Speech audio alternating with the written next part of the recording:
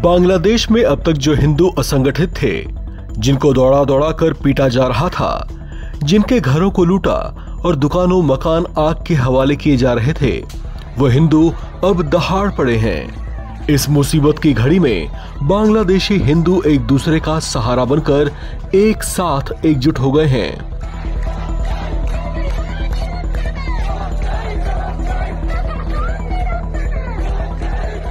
वे बांग्लादेश में अब तक जिन बहुसंख्यक मुस्लिमों की नफरत और उनके जुल्मों को झेल रहे थे, उन्हें भी अब हद में रहने की चेतावनी दे दी गई है। साथ ही साथ मोहम्मद यूनिस की अंतरिम सरकार, जो पिछले कुछ दिनों से सारे अत्याचार मूक बने तमाशा देख रही थी, वो भी अब अल्पसंख्यकों के हक में बोल पड़ी है। लेकिन हैरानी ये जानकर होगी कि अचानक ये सब होने कैसे लगा। दरअसल बांग्लादेश में बहुसंख्यक मुस्लिम आबादी की सारी करतूत और अब तक गूंगी बहरी बनी रही वहां की नई मोहम्मद यूनिस सरकार दुनिया की नजरों में चढ़ गई है। वहां अल्पसंख्यक हिंदुओं पर हो रहे हमलों के कारण पूरी दुनिया में उसकी किरकिरी होनी शुरू हो गई है। दुनिया भर के हिंदू बांग्लादेश के खिलाफ प्रदर्शन कर रहे हैं, जिससे बांग्लादेशी उपद्रवियों के हौसले भी टूटे हैं और वहां की सरकार भी होश में आने लगी है। ऐसा होते ही बांग्लादेश के जो अल्पसंख्यक हिंदू कुचले जा रहे थे, उन्हें भी संबल मिला है। ऐसे में अब वे भी संगठित होकर राजधानी ढाका समेत अलग अलग शहरों में सड़कों पर आमने सामने की टक्कर के लिए उतर आए हैं।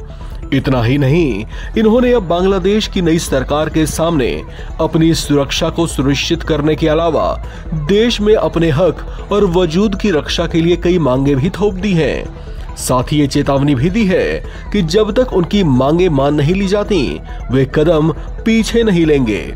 जो 8 मांगे उन्होंने रखी हैं, उसमें हिंदुओं की सुरक्षा को पुख्ता करना, उपद्रवी हमलावरों की पहचान कर उन्हें सख्त से सख्त सजा दिलवाना, हिंसा से पीड़ित हिंदुओं के लिए मुआवजा, हिंदू कल्याण ट्रस्ट का गठन, माइनॉरिटी कमीशन बनाने की मांग, हिंदू मंदिरों की सुरक्षा बढ़ाने की मांग, हिंसा से प्रभावित हुए विस्थापित हिंदुओं के पुनर्वास की मांग के साथ साथ देश की सरकार में हिंदुओं का प्रतिनिधित्व बढ़ाए जाने की मांग भी शामिल है।